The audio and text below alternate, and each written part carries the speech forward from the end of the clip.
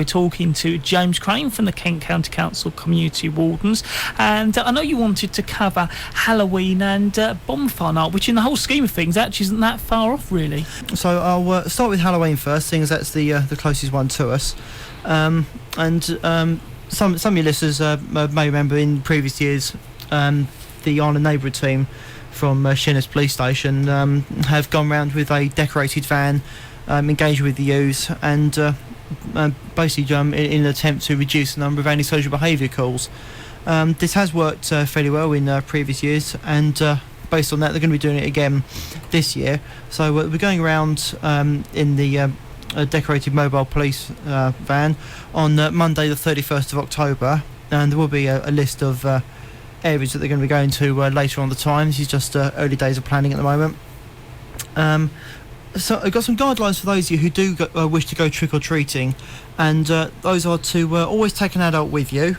Try and call at houses where people live that you know them.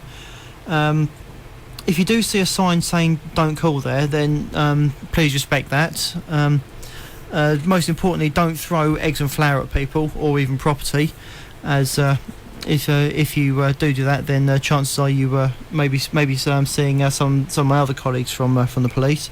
And it's also important to remember that many shops at this time of year won't actually sell eggs or flour to persons under the age of 16.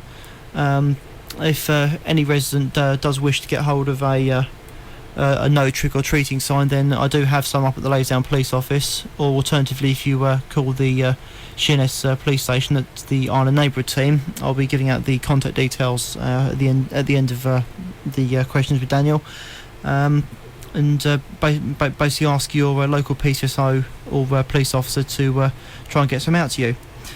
Moving on to Bonfire Night, which, as I said, is about a week after Halloween. Some stuff to remember about that. It's actually safer by far to go to an organised display, as they've actually got designated safe areas for persons to go with the fireworks aimed out away from them. If you do wish to hold a firework party in your back garden, only buy the fireworks marked with the stamp BS7114.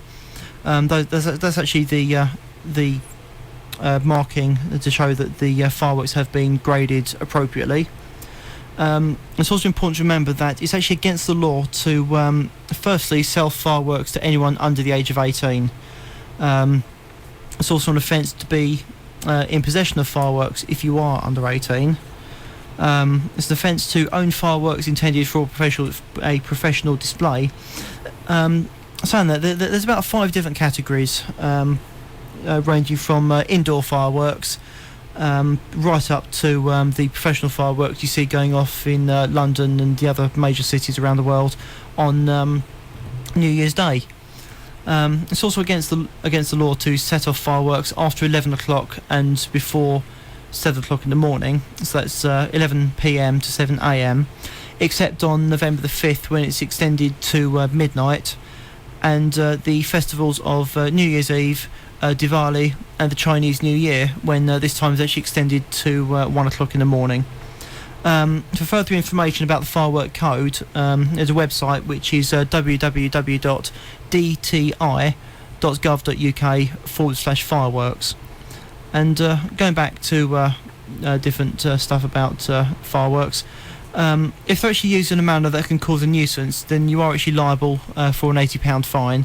And at the same time, if fireworks are used dangerously, i.e. firing them at people or property, a prison sentence may be issued, and the maximum sentence for that is life. Now, I'm not saying anyone that sets off fireworks is going to go in prison, but if you do set them off, be sensible about where you do it. We're talking to our regular visitor James Crane from the Kent County Council Community Wardens here at BRFM on the Monday Night Community Show this evening.